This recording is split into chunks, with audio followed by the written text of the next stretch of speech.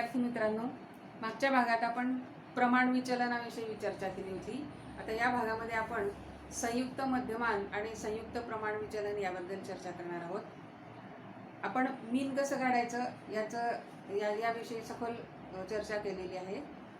आता समजा आपल्याला के ग्रुप दिलेले आहेत आणि हे के ग्रुप जर समजा आपण एकत्र केले तर त्या एकत्रित गटाचं मध्यमान जे आहे त्याला संयुक्त मध्यमान असं म्हणतात. तर ते संयुक्त मध्यमान कसं काढायचं त्याची आपण चर्चा करणार आहोत. समजा आपल्याला जे गट दिलेले आहेत ते आपण G1, G2, G3 अशा पद्धतीने समजा GK असे गट दिलेले आहेत. त्यानंतर आता या प्रत्येक गटाचं मध्यमान समजा पहिल्या गटाचं जे मध्यमान आहे ते M1 आहे, दुसऱ्या गटाचं मध्यमान M2 आहे, तिसऱ्या गटाचं मध्यमान M3 आहे आणि चौथ्या गटाचं मध्यमान MK आहे. तर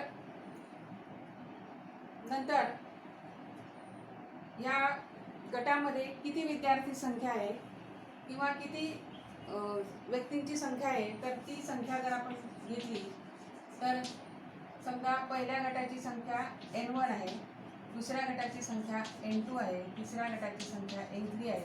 अशा प्रकारे या शेवटच्या गटाची संख्या NK एवढी आहे. आता हे मध्यमान जे आपण काढलेलं आहे आणि आपल्याला एकूण त्या गटातील एकूण व्यक्तींची संख्या माहीत आहे. तर आता याच्यावरून आपल्याला प्रत्येक गटातील जे प्राप्तांक आहेत त्या प्राप्तांकांची बेरीज काढता येते. कारण मध्यमान बरोबर आपण समेशन x भागिले n या सूत्राने काढतो. म्हणजेच प्राप्तांकांची बेरीज बरोबर n गुणिले m. तसं प्रत्येक गटातील प्राप्तांकांची संख्या आपल्याला या ठिकाणी काढता येईल. कारण आपल्याला हे सगळे गट एकत्र केल्यानंतर तो जो नवीन तयार होणारा गट आहे एकत्रित गट त्याचं मध्यमान काढायचं. म्हणजे त्या एकत्रित गटातील प्राप्तांकांची बेरीज आणि एकत्रित गटातील व्यक्तींची संख्या ही आपल्याला शोधून काढायची आहे. मग आपण या प्रत्येक गटातील प्राप्तांकांची बेरीज जर घेतली तर आपल्याला मिळेल प्राप्तांकांची बेरीज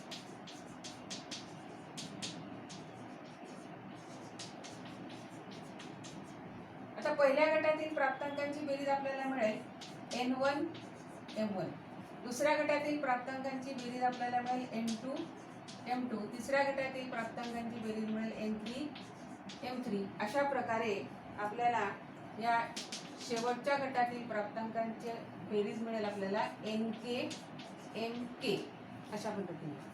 आणि हा जो एकत्रित गट आहे या एकत्रित गटातील एकूण प्राप्तांकांची संख्या किती येईल तर एकूण प्राप्तांक संख्या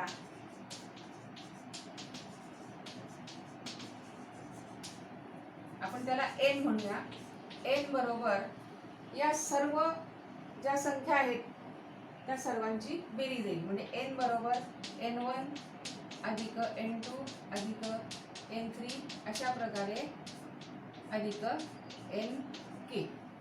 मग एकत्रित जो गट आहे त्याला त्या एकत्रित गटातील प्राप्तांकांची बेरीज जी आहे ती या सर्व प्राप्तांकांच्या बेरजे एवढी येईल. म्हणजेच प्राप्तांकांची एकूण बेरीज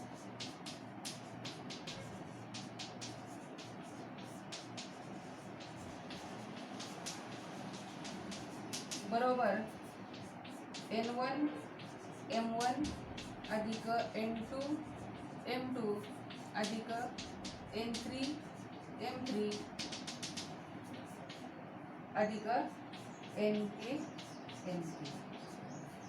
आणि म्हणून मग संयुक्त मध्यमान काय येईल तर संयुक्त मध्यमान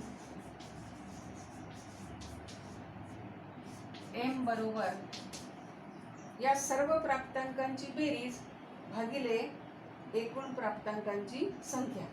आता सर्व प्राप्तांकांची बेरीज N1 M1 अधिक N2 M2 n3 m3 dot dot dot अधिक nk mk भागिले n1 अधिक n2 अधिक n3 अधिक dot dot dot n.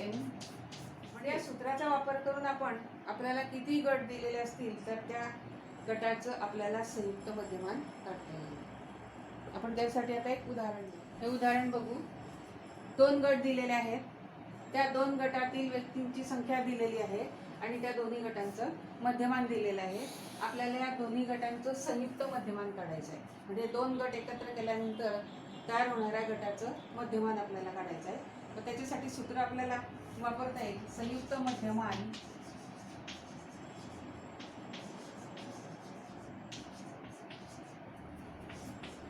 m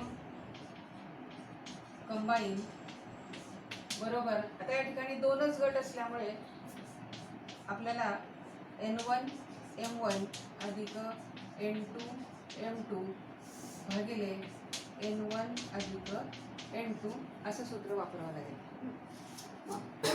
n1 म्हणजे पहिल्या गटातील विद्यार्थी संख्या किंवा प्रतिसाधक संख्या, n2 म्हणजे दुसऱ्या गटातील प्रतिसाधक संख्या, m1 म्हणजे पहिल्या गटाचं मध्यमान आणि m2 म्हणजे दुसऱ्या गटाचं मध्यमान.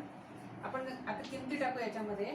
तर आपल्याला मिळेल n1 150 गुणिले 120 अधिक 75 गुणिले 126 आणि भागिले 150 अधिक 75 150 अधिक 75 म्हणजेच आपल्याला मिळेल 18,000 अधिक 9,450 भागिले 225 आणि याला संक्षिप्त रूप आपण दिल्यानंतर आपल्याला मिळेल 27,450 भागिले 225 आणि याचं उत्तर मिळेल 122.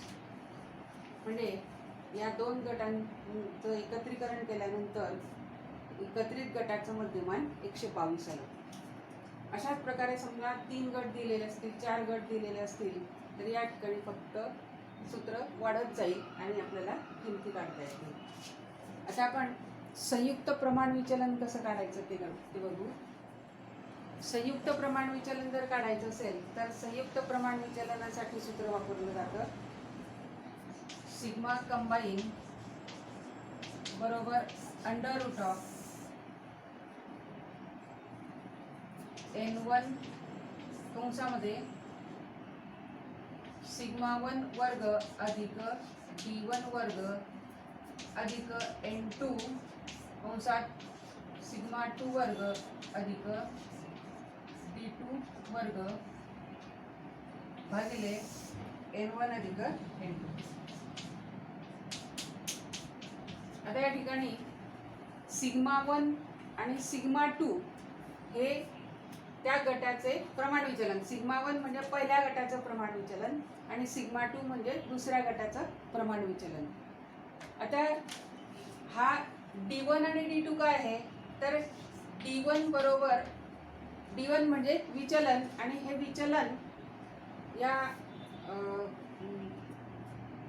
जे संयुक्त मध्यमान आहे त्या संयुक्त मध्यमानापासूनचं त्या गटाच्या मध्यमानाचं विचलन. म्हणजे d1 म्हणजे पहिल्या गटाचं मध्यमान वजा संयुक्त मध्यमान. कारण 2 गट एकत्र केल्यानंतर त्यांचं संयुक्त मध्यमान या ठिकाणी विचारात घ्यायचं असतं. म्हणून d1 बरोबर m1 वजा m कंबाईन आणि d2 बरोबर m2 वजा m कंबाईन. म्हणजे जसं संयुक्त मध्यमान आधी काढणं या ठिकाणी गरजेचं असतं आणि नंतर मग त्या संयुक्त मध्यमानापासूनचं विचलन घ्यायचं असतं प्रत्येक मध्यमानाचं आणि त्या विचलनांचा उपयोग करून आपल्याला या सूत्राचा वापर करून दोन्ही गटाचं किंवा याच्यापेक्षा जास्त गट दिलेले असतील तर त्यांचं संयुक्त प्रमाण विचलन काढता येतं. आता हेच उदाहरण आपण सोडवलेलं आहे की त्याचं संयुक्त मध्यमान हे 122 आहे म्हणून आपल्याला आता त्याचा वापर करून आपण या दोन्ही गटांचं संयुक्त प्रमाण विचलन काढू. आता हे जे पहिल्या गटाचं प्रमाण विचलन 20 आहे, म्हणजे स्मॉल सिग्मा 1 बरोबर 20 आणि स्मॉल सिग्मा 2 बरोबर 22. सिग्मा 1 बरोबर 20 आणि सिग्मा 2 बरोबर 22. तर D1 काढू आपण. D1 बरोबर आपण मीन कंबाईन काढलेलं आहे 122 आणि पहिल्या गटाचं मध्यमान आहे 120, म्हणजे 120 वजा 122 म्हणजेच D1 बरोबर आपल्याला मिळेल -2 आणि D2 मिळेल आपल्याला. D2 म्हणजे दुसऱ्या गटाचं मध्यमान वजा संयुक्त मध्यमान, म्हणजे 126 वजा 122 म्हणजेच 4. अशा पद्धतीने D1 आणि D2च्या किमती काढाव्या लागतील. आणि मग आपण या ठिकाणी सूत्र जर वापरलं तर आपल्याला सिग्मा कंबाईनची किंमत मिळेल वर्गमुळात N1 म्हणजे 150 कंसामध्ये D1 सिग्मा 1 वर्ग म्हणजे 20चा वर्ग 400 अधिक D1 वर्ग. D1 ची किंमत आपण काढलेली आहे ऋण 2 म्हणजे याचा वर्ग 4 अधिक N2 म्हणजे 75 आणि गुणिले कंसामध्ये सिग्मा 2 चा वर्ग म्हणजे 22चा वर्ग 484 अधिक D2 चा वर्ग. D2 आपल्याला मिळालेला आहे 4 म्हणजे त्याचा वर्ग येईल 16 आणि भागिले 150 अधिक 75. मग आपण हे जर सोडवलं तर आपल्याला असं मिळतं की वर्गमुळात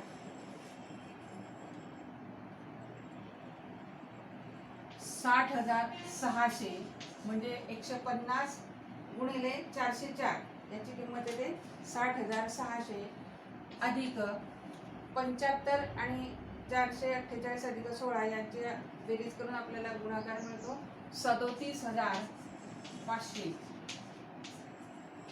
भागिले 225 म्हणजेच याची किंमत आपल्याला मिळते 20.88. अशा पद्धतीने दोन गट जर एकत्र केले तर त्यांचं संयुक्त मध्यमान आपल्याला त्या सूत्राचा वापर करून काढता येते. मात्र या ठिकाणी आपल्याला पहिल्यांदा संयुक्त मध्यमान काढणं गरजेचं असतं. त्याच्यावरून आपण संयुक्त प्रमाण विचलन काढू शकतो. समजा आता आपण 3 गट एकत्र केल्यानंतर त्यांचं संयुक्त प्रमाण विचलन काढण्याचं सूत्र आपल्याला वापरावं लागेल. सिग्मा कंबाईन बरोबर वर्गमुळात N1 सिग्मा 1 वर्ग अधिक D1 वर्ग अधिक N2 कंसात सिग्मा 2 वर्ग अधिक D2 वर्ग अधिक N3 कंसात सिग्मा 3 वर्ग अधिक D3 वर्ग आणि या संपूर्ण भागिले N1 अधिक N2 अधिक N3. हे D1 D2 D3 हे विचलने आहेत मध्यमानांचे संयुक्त मध्यमानापासूनचे विचलन. म्हणजे पहिल्या गटाच्या मध्यमानाचं या तिन्ही गटांचं जे संयुक्त मध्यमान येईल त्याच्यापासूनचं विचलन म्हणजे D1. D2 म्हणजे दुसऱ्या गटाचं मध्यमान याचं विचलन संयुक्त मध्यमानापासून आणि D3 म्हणजे तिसऱ्या गटाच्या मध्यमानाचं संयुक्त मध्यमानापासूनचं विचलन. या पद्धतीने दोनापेक्षा जास्त गट असले तर हे सूत्र आपल्याला म्हणजे या सूत्रामध्ये जेवढे गट असतील तेवढे पद या ठिकाणी वाढत जातात आणि आपल्याला संयुक्त मध्यमान काढता येतं.